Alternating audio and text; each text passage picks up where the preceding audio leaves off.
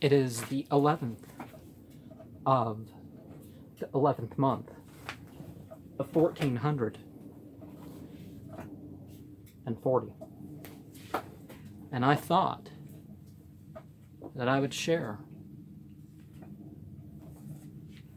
my 30th of the 10th month of 1438 paper entitled Closing a Month of Studying Demonolatry.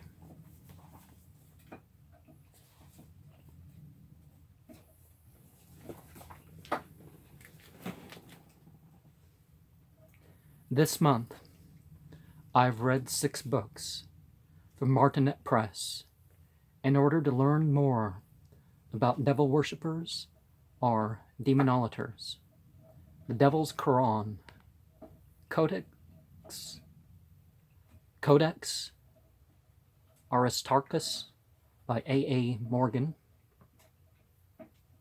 also known as Ryan Fleming, and I didn't know he came up with most of this in jail for a very serious crime, but I know now. Quranzon Volume 1, Edition 1. Quranzon Volume 2. Yes, I know it's Coronzon.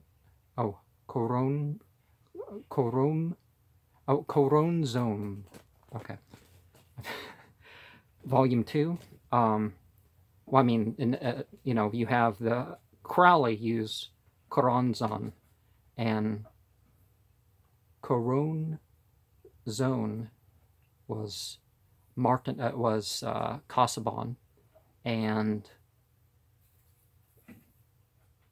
Coron Zome is what John Dee and Edward Kelly used for that.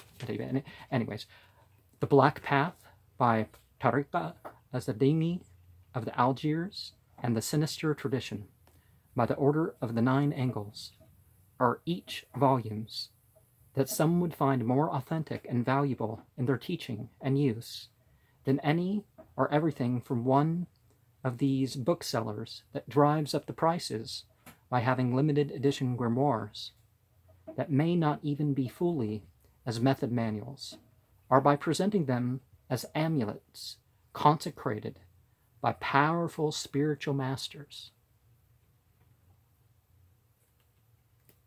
In The Sinister Tradition, by Order of Nine Angles, I see a source book for those who have heard of Become a Living God and wish to find a more cohesive and creative fountainhead of that sort of satanic current. Some of the material seems made up, but if it is, that seems to be upon purposes more than just as lies or filler. And Become a Living God has added more variety to them. It's not just EA co-editing, but anyways. I notice now that some of the Order of Nine Angles stuff seems to be derived from Hindu stuff and such as well. So, however, the Order of Nine Angles really came up with its material, but anyways, in The Black Path of Tariqa Azzadini of the Algiers, we go beyond Sufi and Tsar offshoots, our sects of Islam, into a form of Satanism led by a prophet of Iblis, which sees connections to views of Islamic teaching contrary to Islam and North African demonology.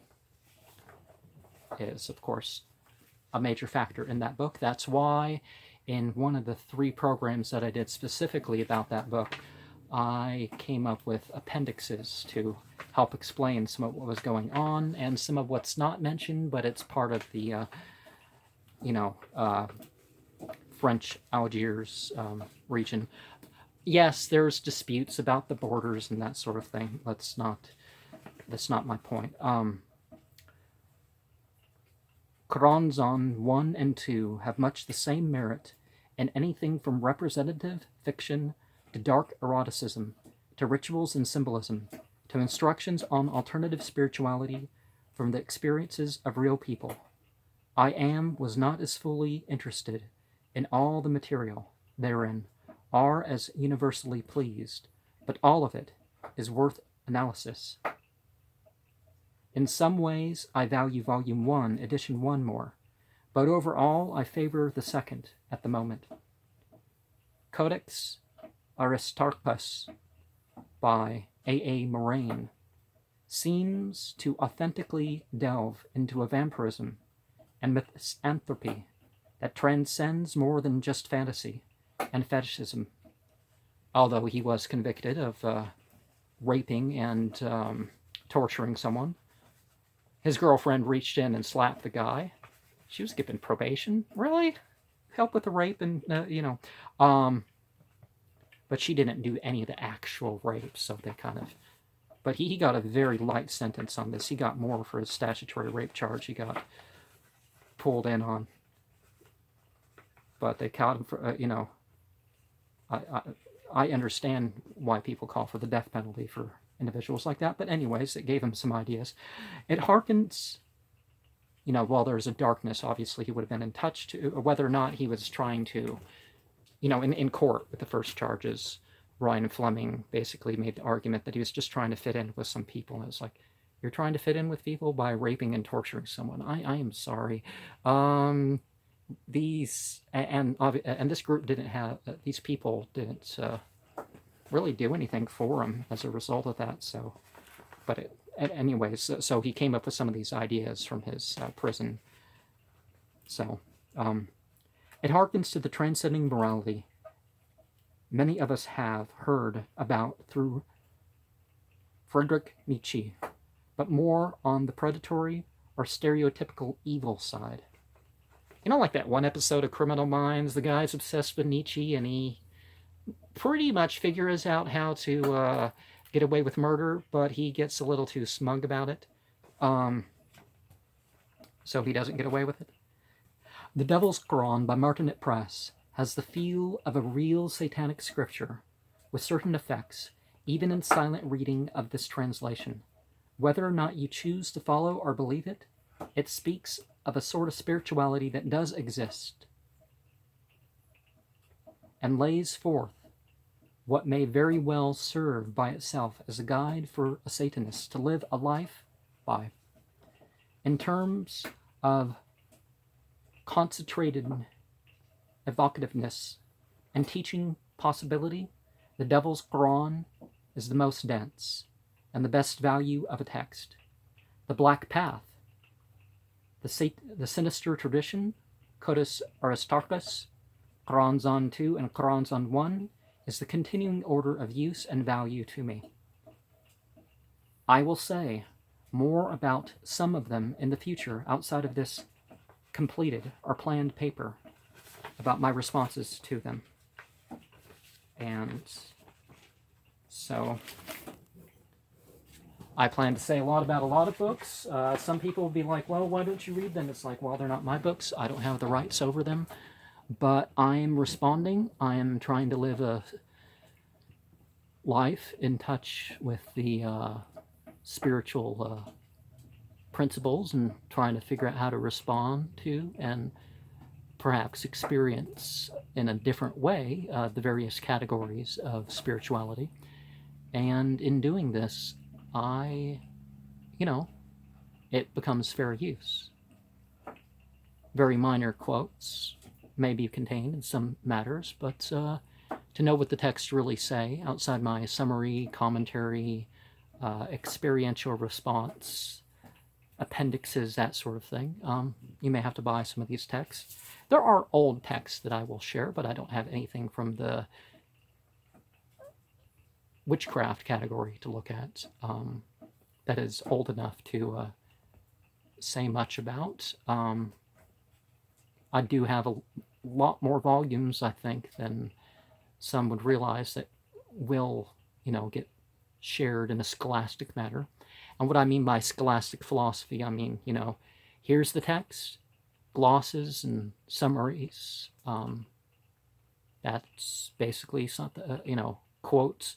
That's scholastic philosophy. So it's a main thing I do. My personal value obviously would be in areas other than that, but whatever unity, whatever you believe or disbelieve, I try to have material out there to help you. I'm not saying that I'm going to compromise with my personal beliefs and practices. Obviously, texts like this provide a spiritual path for people who don't want to hire a bunch of sorcerers to do their own work and that sort of thing. They do their own work. There's real, these are connected to real spiritual paths that people can get a hold of. There may not be members in your locality to carry out some of these things, but some things, the intention. How do you hide things? Well, don't have physical books. Could be a way. You might, be in that area of a channel or something like mine, and maybe you don't even let it known that you're subscribed, and you just watch the videos and are. It's like, well, if they're not watching the videos, even your comments are kind of hidden from that. But maybe you want to keep your comments hidden, and that's fine. But what will you do about your darkness? What will you do about the darkness that is more than yourself?